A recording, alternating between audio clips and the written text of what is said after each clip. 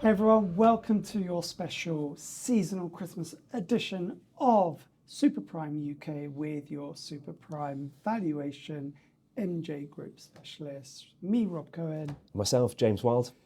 Welcome back everyone. We start the show in merry fashion, although from my perspective, super disappointing. The World Cup is over. Messi and Argentina have taken the glory. England didn't make it. We thought they'd beat France. We thought they'd go all the way. They didn't get there.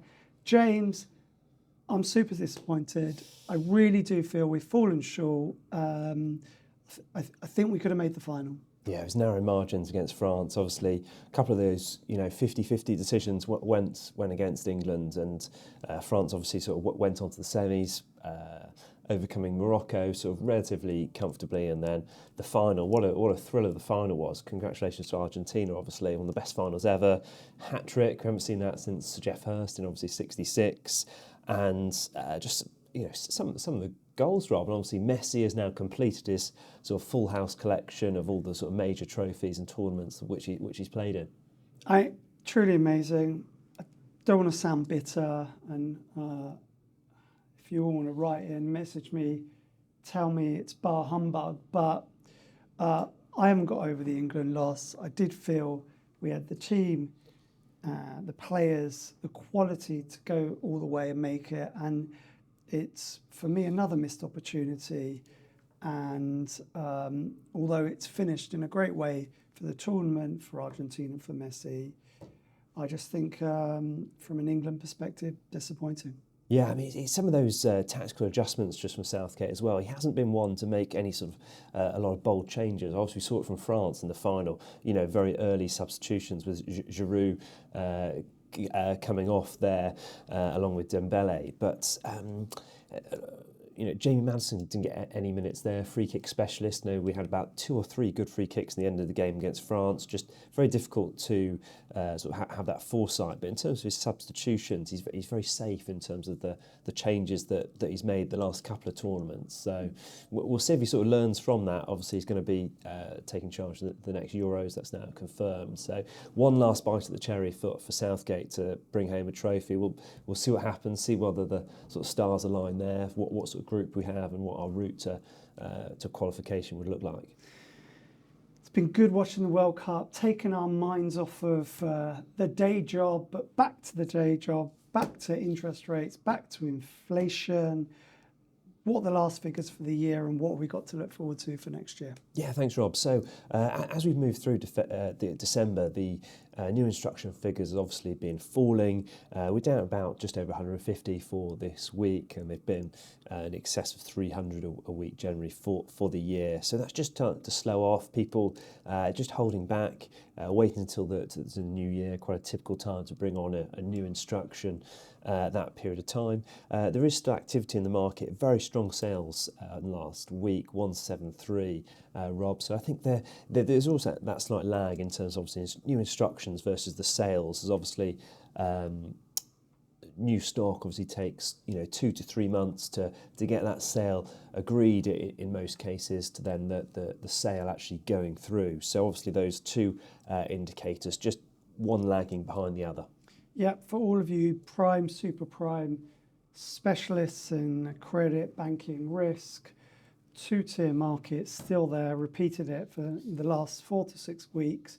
That is where we're seeing stable volumes, the mainstream market, big slowdown. Yeah, just to add to that, Rob, obviously this week's sale of the week was a pretty landmark sale on Avenue Road in NW8, 26 million. So I think that just underlines Rob's point there in terms of a two-tier market and that activity which is still happening in the super prime space. 2021, 2022, Avenue Road of the Year. We've told you on this show month in, month out, it is the prime road in London for housing stock on a capital value basis, for the amount of transactions and the rates that they're achieving. It is the premier road, and that road keeps on giving. Thanks, Rob. It's that sort of, particularly towards that southern end, the larger gardens, that sort of, again, people wanting that outside space, and the actual sort of massing of some of the housing there is far greater than a lot of those other sort of prime areas. Moving on to interest rates, Rob, we saw the Bank of England, as we expected, raise interest rates last week, a further 0.5%, taking the base rate now up to 3.5%. Obviously, it's the highest it's been since October 2008, and the latest rise follows the Bank of England's move to try and curb the still soaring inflation. Notwithstanding this, the latest data from the Office of National Statistics, ONS, has revealed inflation. It has softened in the last month, Rob. So the annualised period to November was 10.7% for the inflation, down from around 11.1% the month previous. Obviously remains vastly off the long-term inflation target of 2%. But like we said on the last show, Rob, we believe that the inflation, it had turned a corner. It was starting to soften. So we're just going to have to wait and see what happens in Q1 next year, whether there's a run of those inflation figures coming down, or whether there's any sort of jump at all, as some of the the heating fuel, some of those price caps, they start to really come in, and that's going to be one of the main factors which is probably going to be curbing that inflation in the immediate short term. Yeah, big lag on the data and time lag on inflation. Inflation has peaked, whether the headline figures tell you that or not. First quarter, second quarter, 2023, that will come down, and that will take the heat out of a lot of markets. Yeah, let's wind back the clock, Rob. Just 12 months, start of December 2021, interest rates 0.1%. Obviously, a lot has changed in that period. It was one of the first times ever that the Bank of England had raised interest rates before Christmas. Well, they've gone and done it again this year, another 0.5% there. So no longer a sort of a buffer there before Christmas. We've obviously had two consecutive years of the interest rate rises in December, and it's been 9 consecutive interest rate rises now, Rob, from the Monetary Policy Committee, Bank of England. These rate rises are continuing to really inflict pain on borrowers, mainly those who are looking to refinance out of fixed cost deals, and those that are possibly looking to switch onto a variable rate or a tracker, even just for this interim period, Rob, until we see what the peak is. And how high do you think interest rates could go? I mean, the Bank of England has curbed its forecast slightly down from around 6% down to most economists now thinking that interest rates will peak at about 4.5%. Any sort of view on that at all? Yeah, I'm pretty optimistic on that one as well. I'd love it to peak at 4, and hopefully the worst position would be 4.5. Get through 23, maybe at the end of 23, light at the end of the tunnel, move into 24, and there will be interest rates coming back in a better direction as we look to kickstart the economy after what is going to be a challenge in 2023 to come. That's it, and obviously inflation's still in double digits, so I think it's really likely we're going to see a 10th consecutive interest rate rise when the monetary policy meet again next year. So we'll have to watch this space there. I don't think there'll be a pause in the interest rates until there's a real incremental drop in those inflation figures. Yeah. The UK labour market, it seems to be shaping the year to come, Rob. Obviously, one of those reports this week has cited a lot of early retirement in the UK of those in their 50s and 60s being one of the main reasons for that labour market shortage. And obviously, this isn't a trend which is being seen by other major global economies. It's very much a localised issue for the UK.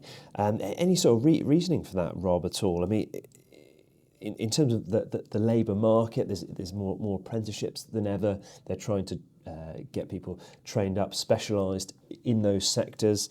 On the back of that, we're going to have a year next year where we're probably going to see more strikes than we've ever seen across a range of industries. So it's going to be a very testing 2023, and how that's going to impact the economy. Obviously, I think just in terms of this Christmas, obviously some of the shopping figures, the visitation numbers are down in London. I know some companies are citing the train strikes as part of that, as so many people will be visiting London on the train rather than driving in, Rob. Yeah, I think, listen, Labour's been a real roller coaster with Brexit, with COVID, working from home. The UK faces challenges there. At the same time, the employment market has remained relatively strong, although we're seeing the first signs of that creaking. And first quarter, second quarter 2023, we are going to see cuts in terms of employment numbers, and you're going to see that number increase for the first time in a long period. Going into 23, we want to be optimistic, we want to be positive. At the same time, we want to be realistic. It's going to be a challenging market, it's going to be a challenging economy, it's going to be challenging for property and real estate. At the same time, it's a robust industry. We're in a robust country, a robust market. And I do believe that once we get through the first 2 quarters of next year, I think we'll start seeing some positive signs and we can move on. And I don't think it's as doom and gloom as everyone says, although caveat, it's going to be challenging first 2 quarters of next year. Yeah, I mean, one thing I would add to that is now I think there will be some political stability in the UK with obviously Rishi Sunak as Prime Minister and obviously the Chancellor now in place, which has obviously been kept on by the new Prime Minister. So I think there's some more stability there, which I think is good for the economic outlook of the UK. Yeah. Brilliant. Great breakfast this morning with my last banking clients. Regular watchers and listeners to the show, great feedback, very much appreciate that. Christmas parties, everyone, hope you're all surviving. I've been travelling around Europe the last week.